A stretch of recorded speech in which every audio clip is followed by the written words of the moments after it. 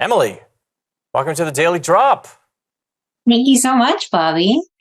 So look, it's a really troubling sort of theme that you see emerging across all business media. But let's start right at the beginning. Let's start with influencers. So how would you define an influencer? An influencer is really a person who has any ability to influence another person's actions. And generally speaking, that is their purchases, and that's usually done via social media. So it's building a community of people that trust and follow that person and any of the suggestions that they typically make. And look, I know that you are an expert in this space, so we're just going to start here, sort of laying a foundation, then we're going to get into the implications. So let's talk a little bit about marketing. So how important are influencers, which you define so well, how important are influencers from a marketing perspective? Oh, they're incredibly important. It can make or break a brand. And if used correctly, it can help build trust, credibility, further the audience. And so it's incredibly powerful. And how much would you say that the average consumer trusts influencers? Well, there was actually a study done this year with Nielsen, and they said over 90% of consumers from various markets trust people in their network, people that they know and follow. So I thought that was pretty cool. And so, okay, and also just some clarity on you. So I believe you have like marketing agencies. Is that what is your business relationship in that space? Yeah, so we have a marketing agency and we work on all different sides of influencers. So we will help book influencers. And then I also work as an influencer myself. So I see all the different angles with it. Okay, so from your, because you really are, right? You're an influencer. What do you have, like, I think it's like 200,000 followers on Instagram, and you have so many followers across so many platforms. But you also, you kind of rep influencers too, right? Because you have agencies. So what, within that sort of paradigm then, how valuable do you think influencers are?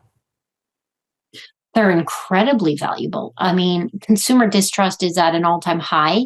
So when we see an ad, we don't trust it. But when we're following someone and we're a part of their life and we're seeing them day in and day out, we feel like we know them and that we can trust them. So when they come to us and they promote something, whether it's a product or a brand, we trust their opinion far more than we would seeing a commercial or an ad in a magazine. So I've had this conversation before because we did an influencer episode. It is interesting though, right? Because before you could say that actors, musicians, these were sort of the celebrities. Now it really does seem like the social media influencers are the sort of contemporary celebrities. Do you think that's fair? They are, absolutely. It's wild. And I've seen this with a lot of the influencers that we represent. They've got millions of followers now, and they go out and they've got people lining up to take photos with them. So I mean, it's an interesting thing, right? Because as the sort of like business climate has pivoted, you definitely see some backlash. We're going to get into the backlash specifically with FTX later. But do you think it's a little bit, I don't know, precarious, vulnerable to be an influencer? I think it's getting a lot more than it used to be. They're being held a lot more accountable for the actions of the brands and the companies that they work with. So if we're evaluating the celebrity space, however people want to broadly define that, is it fair to say that that is sort of like the next sort of generation of social media influencers, that's kind of their future, if you see how celebrities are being treated? I would say so. Yeah, absolutely.